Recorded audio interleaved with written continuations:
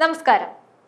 ഭാരതത്തിന്റെ ദേശീയ ബോധത്തിൽ ആഴത്തിൽ വേരൂന്നിയ രാഷ്ട്രീയ സ്വയം സേവക് സംഘം RSS എന്ന മഹാപ്രസ്ഥാനത്തിനെതിരെ കർണാടക സർക്കാർ വീണ്ടും രാഷ്ട്രീയ പകപോക്കലിന് വാളെടുത്തിരിക്കുന്നു. പൊതുസ്ഥലങ്ങളിലും സർക്കാർ സ്ഥാപനങ്ങളിലും വടിവീശൽ പോലുള്ള കാര്യങ്ങൾക്ക് നിയമപരമായ നിയന്ത്രണം ഏർപ്പെടുത്താനുള്ള ഈ നീക്കം വെറുമൊരു സംഘടനയെ തളർത്താനുള്ള ശ്രമമല്ല, മറിച്ച് രാജ്യത്തിന്റെ സാംസ്കാരിക ദേശീയതയുടെ അടിത്തറയെ ചോദ്യം ചെയ്യാനുള്ള ദുർബലമായ ഒരു രാഷ്ട്രീയ നീക്കമാണ്.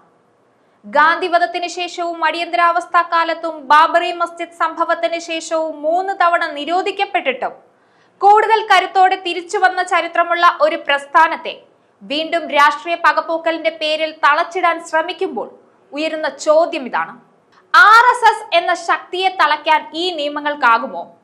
അതോ ഈ വെല്ലുവിളി ഏറ്റെടുത്ത് സംഘം അതിന്റെ രാഷ്ട്ര നിർമ്മാണ ദൗത്യത്തിൽ കൂടുതൽ ദൃഢതയോടെ മുന്നേറുമോ? രാഷ്ട്രീയ എതിരാളികളുടെ നീക്കം രാജ്യത്തിന്റെ മുക്കിലും മൂലയിലുമുള്ള സ്വയം സേവകരുടെ പോരാട്ട വീര്യത്തെ ആളിക്കത്തിക്കുമോ? ഉത്തരം വ്യക്തമാണ്. ചരിത്രം ഒരിക്കൽ കൂടി ആവർത്തിക്കാൻ പോവുകയാണ്.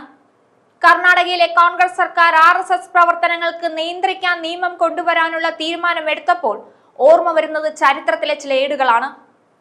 പൊതുസ്ഥലങ്ങളിൽ വടിവീശുന്നതിനും സർക്കാർ എയ്ഡഡ് സ്കൂളുകളിൽ ശാഖകൾ നടത്തുന്നതിനും വിലക്ക് ഏർപ്പെടുത്താനുള്ള ഈ നീക്കം രാജ്യത്തിന്റെ സാംസ്കാരിക ദേശീയതയുടെ പ്രതീകമായ RSSനെ തകർക്കാൻ മുൻപ് നടന്ന പല രാഷ്ട്രീയ ശ്രമങ്ങളുടെയും തുടർച്ച മാത്രമാണ്. എന്നാൽ എല്ലാ കാലത്തും വിജയിച്ചു മുന്നേറിയ ഒരു ശക്തിയെ വീണ്ടും പരീക്ഷിക്കുകയാണ് ഭരണകൂടം. രാഷ്ട്രീയ എതിരാളികൾ എക്കാലത്തും ഭയത്തോടെ കണ്ട ഒരു പ്രസ്ഥാനമാണ് രാഷ്ട്രീയ സ്വയം സേവക് സംഘം. അതുകൊണ്ട് തന്നെ RSSനെതിരെ നിയന്ത്രണങ്ങളും നിരോധനങ്ങളും ചരിത്രത്തിൽ പലതവണ ഉണ്ടായിട്ടുണ്ട്. അതിൽ ആദ്യത്തേത് 1948 നിരോധനമാണ്. മഹാത്മാഗാന്ധിയുടെ വധവുമായി ബന്ധപ്പെട്ട RSSനെ ആദ്യമായി നിരോധിച്ചു. എന്നാൽ കോടതി ഇടപെടലിനും രാജ്യവ്യാപകമായ പ്രതിഷേധങ്ങൾക്കും ശേഷം നിരോധനം പിൻവലിച്ചു. രണ്ടാമത്തേത് 1975 അടിയന്തരാവസ്ഥയുടെ സമയത്താണ്. ജനാധിപത്യം അടിച്ചമർത്തപ്പെട്ട അടിയന്തരാവസ്ഥ കാലത്ത് RSS രണ്ടാമതും നിരോധിക്കപ്പെട്ടു. ഈ സമയത്ത് ആയിരക്കണക്കിന് സ്വയം സേവകർ ജയിലിലായി. എങ്കിലും പ്രവർത്തിച്ച സംഘം ജനാധിപത്യം പുനഃസ്ഥാപിക്കാനായി പോരാടി കൂടുതൽ കരുത്തോടെ പുറത്തു വന്നു. മൂന്നാമത്തെ നിരോധനം 1992 വരുന്നത്. ബാബറി മസ്ജിദ് സംഭവത്തിന് പിന്നാലെ വീണ്ടും നിരോധിക്കപ്പെട്ടപ്പോഴും നിയമപരമായി അതിജീവിച്ച സംഘം ശക്തി തെളിയിച്ചു. ഓരോ നിരോധന ശ്രമത്തിന് ശേഷവും RSS കൂടുതൽ ശക്തിയോടെയും ജനപിന്തുണയോടെയും വളർന്നു.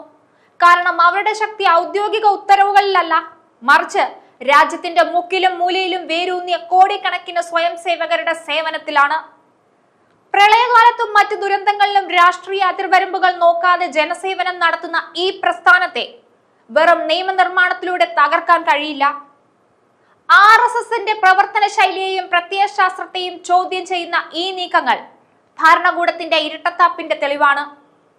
രാഷ്ട്രീയ പകപോക്കലിന്റെ ഈ ശ്രമങ്ങൾ സംഘത്തിന്റെ രാഷ്ട്ര നിർമ്മാണ ലക്ഷ്യങ്ങളിൽ നിന്ന് ഒരടി പോലും പിന്നോട്ട് പോകില്ല എന്ന് ചരിത്രം പഠിപ്പിക്കുന്നു. ചരിത്രം നമുക്ക് മുന്നിൽ വ്യക്തമായ ഒരു പാഠം തുറന്നു കാട്ടുന്നുണ്ട്. ഗാന്ധിവധത്തിന് ശേഷവും ഇന്ദിരാഗാന്ധിയുടെ അടിയന്തരാവസ്ഥയിലും ബാബറി മസ്ജിദ് സംഭവത്തിന് ശേഷവും RSSനെ തകർക്കാൻ ശ്രമിച്ച എല്ലാ ഭരണകൂടങ്ങളും പരാജയപ്പെട്ടു. കാരണം RSS എന്നത് വെറുമൊരു പൊതുസ്ഥലത്തെ ശാഖാ പ്രവർത്തനങ്ങളിലോ വടിവീശലിലോ ഒതുങ്ങുന്ന ഒന്നല്ല.